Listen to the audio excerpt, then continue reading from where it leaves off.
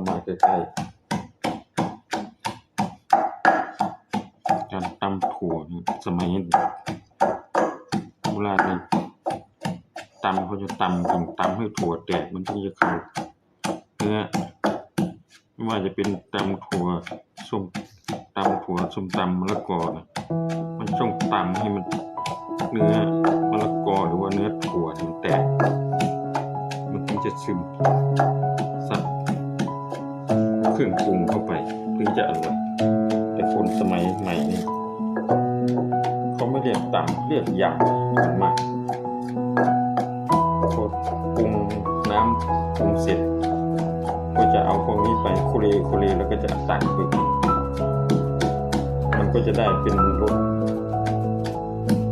เทน้ำจิ้มกับผักไปแค่นั้นเอง